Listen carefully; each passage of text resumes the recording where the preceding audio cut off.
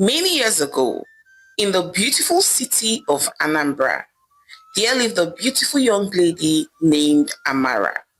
Amara was married to a handsome, wealthy young man called Obum, and their marriage was a very beautiful one. They were happy, healthy, and wealthy. They even had three beautiful daughters. But just one thing was lacking in their home, which was a son. And this made both of them very sad. And although Obum loved his wife very much and was knowledgeable enough to know that he was the one that determined the sex of their children, not his wife, he still couldn't help but feel quite frustrated at the thought of not ever having a son. He wanted someone who he would wear matching outfits with and who he would teach how to play football.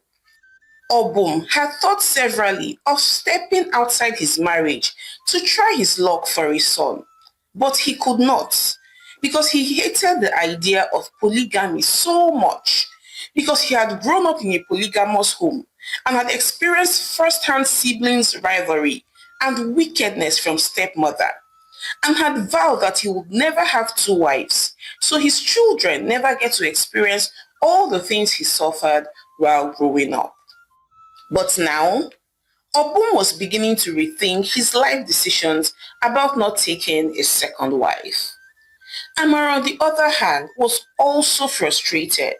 She had prayed and begged God for a son right from her first pregnancy because even before they got married, her husband Obum had been drumming it into her ears how he couldn't wait to have a son.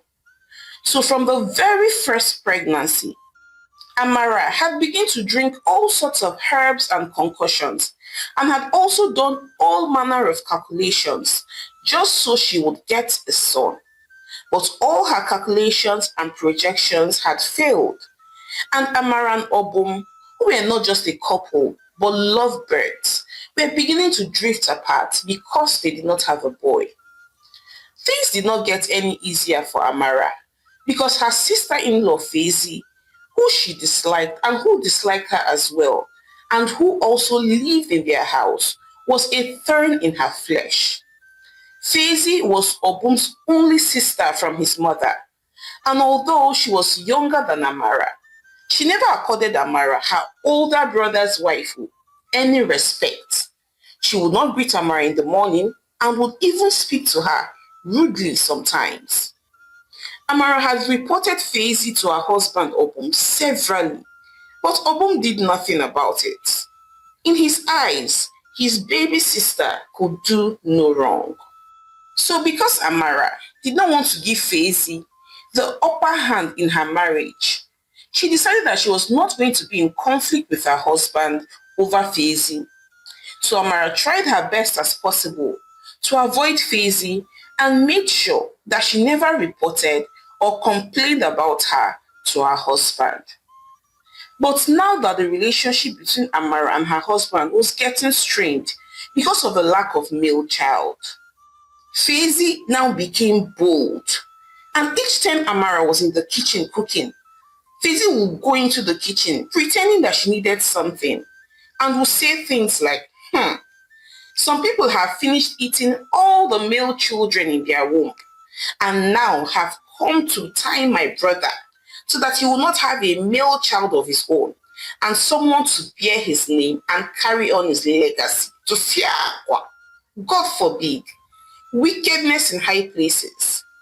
Anyway, as far as I am alive, my brother must have a son. Not on my watch will a mad woman end my brother's lineage, Faisy would say, while mocking Amara, her sister-in-law.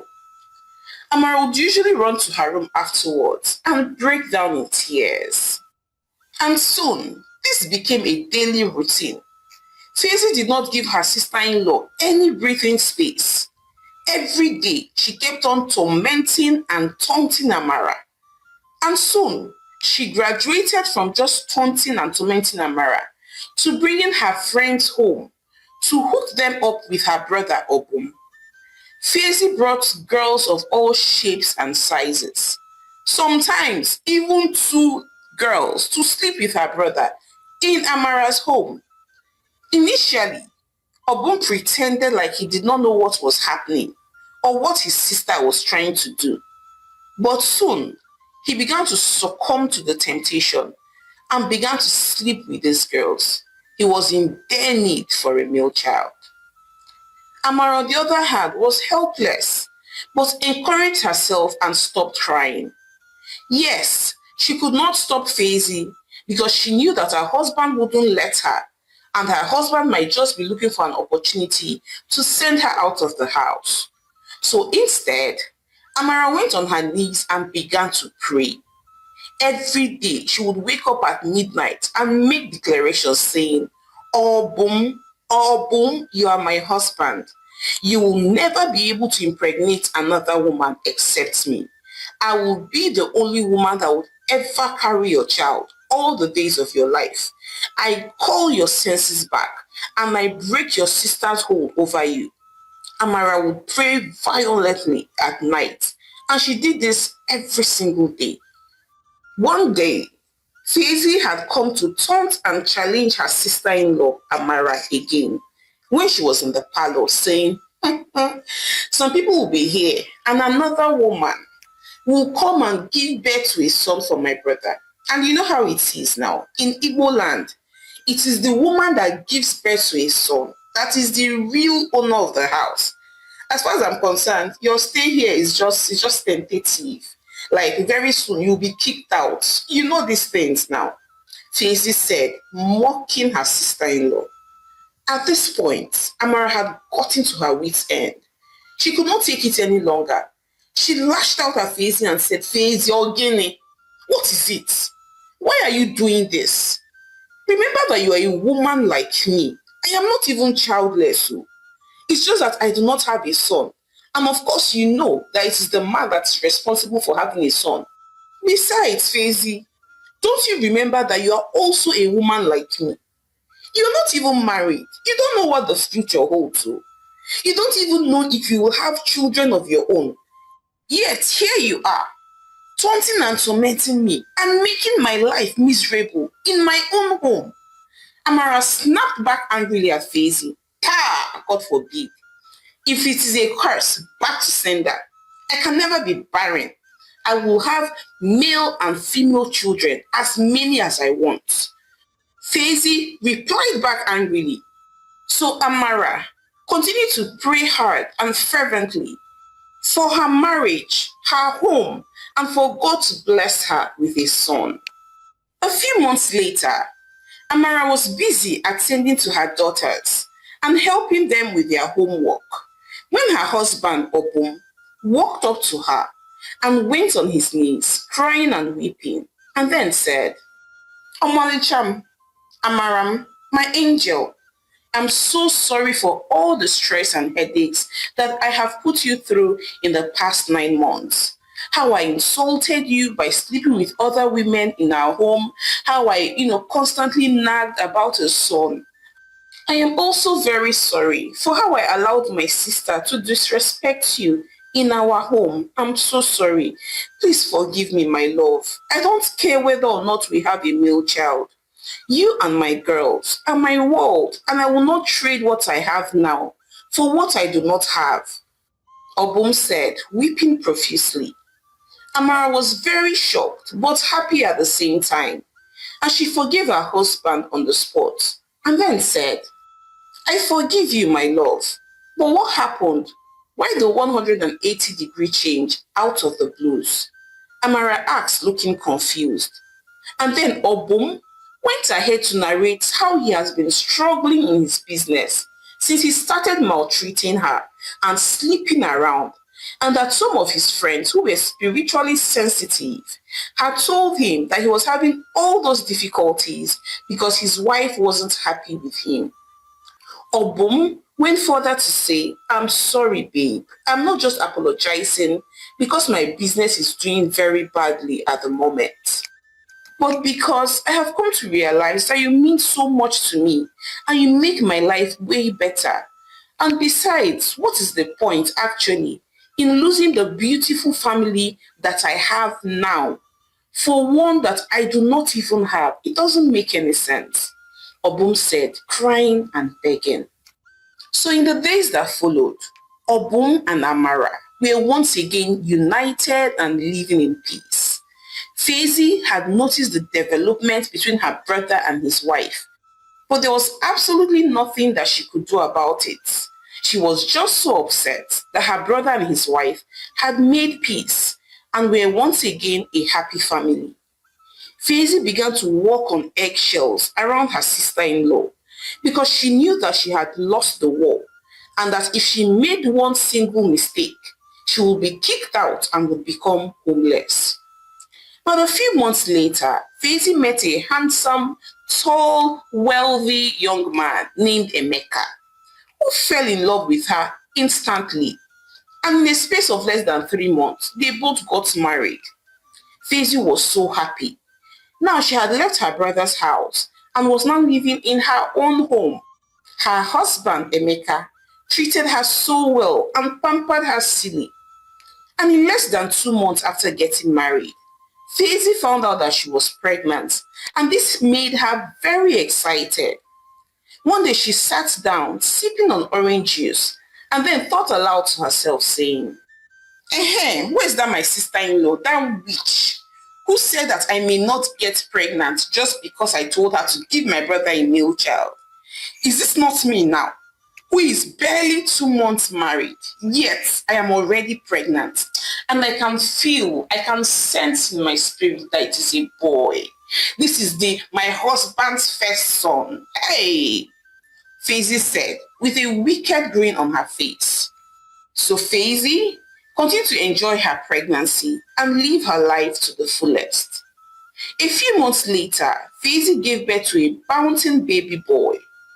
When the doctor handed the baby over to her, the smile in Faizy's face disappeared.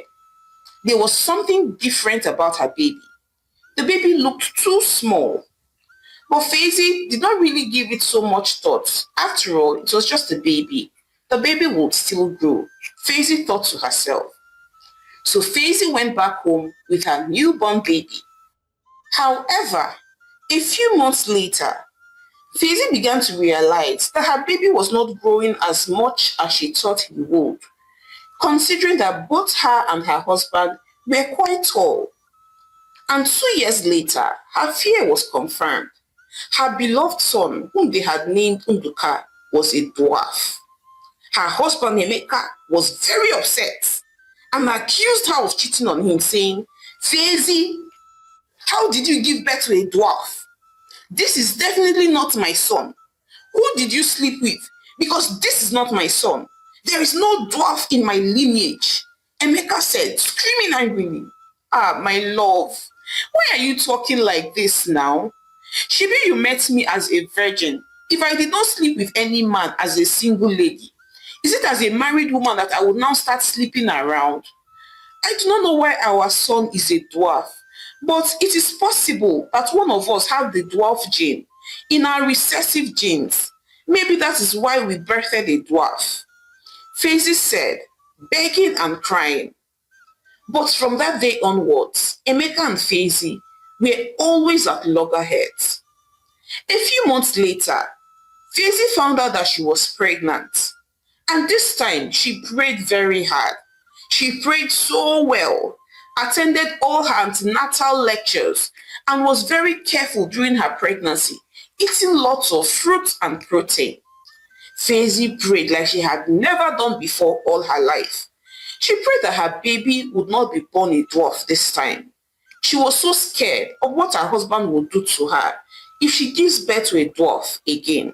So 9 months later, Faizy went into labor and she gave birth to 2 beautiful baby girls.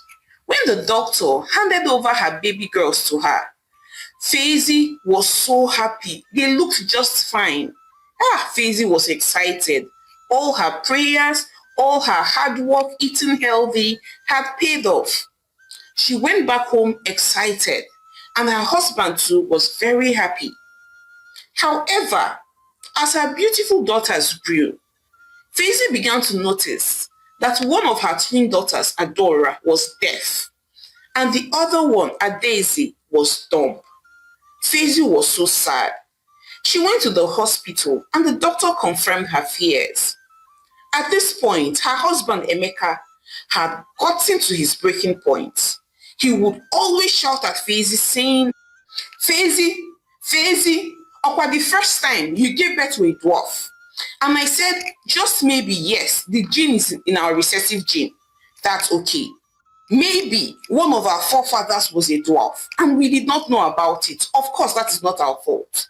But now that even our daughters, Adora and Adaisy, all have a special ability. Adora is deaf and Adaisy is dumb. Now I know that this is definitely not normal. You're a cursed woman and your curse is affecting my children. And might soon start affecting my business and may even drag me down to become poor. Emeka screamed angrily at his wife. Faisy was so sad. She wondered where she had gone wrong. She kept on begging and pleading with her husband. She now even began to go from one prayer house to the other, trying to find out what the problem was. And it was after she had gone to several prayer houses that the pastor told her that she had mocked a woman for not giving birth to a son, and that was the cause of all her problems. And then Faisy suddenly remembered that she had indeed made her sister-in-law's life miserable because she did not give birth to a male child for her brother. Faisy wept and wept.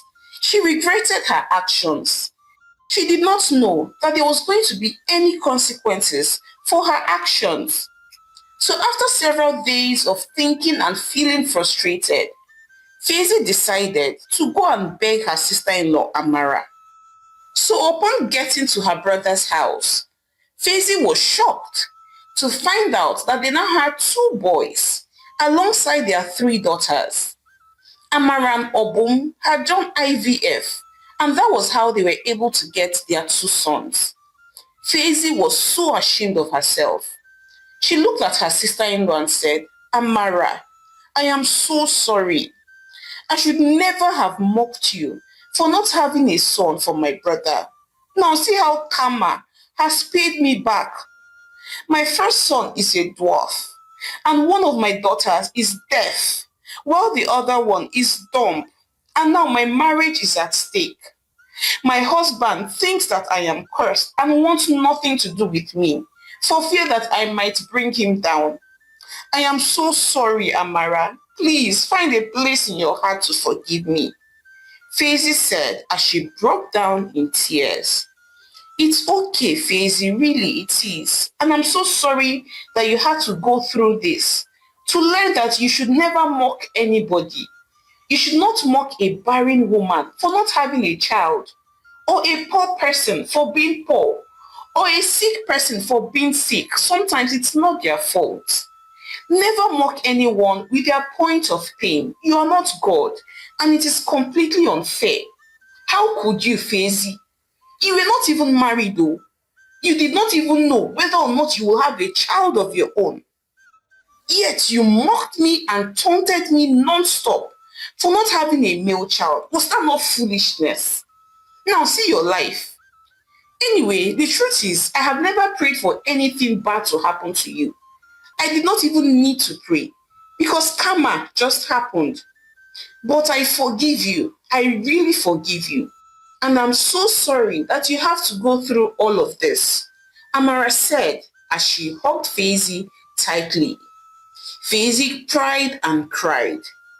However, a few months later, Faisy's husband Emeka could not take it any longer. He was tired of Faisy and their children. He was sure that Faisy brought bad luck. He felt that she was cursed and did not want anything to do with her again. So he sent her out of their home. The marriage was over. Faisy wept and wept profusely. So Obum, Faisy's only brother, had to rent a house for his sister Faisy so that she would not be homeless. So Faisy lived alone with her three children. Faisy was always sad and was very depressed. Meanwhile, Amara lived happily with her husband Obum and they have 5 children. Hi besties, it's your favorite storyteller, Omalicha again. Thank you so much for watching my story to the end. So I'd like to hear your thoughts on this one. What do you think about Faisy? Do you think she deserved all that she had to go through?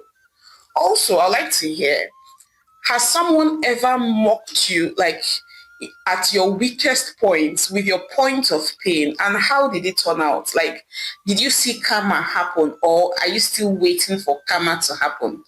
Please share your thoughts with me, and please support your home girl, Omalicha, by subscribing to my channel, liking my videos, and sharing with your loved ones. So now, till I come your way again with more interesting stories, bye.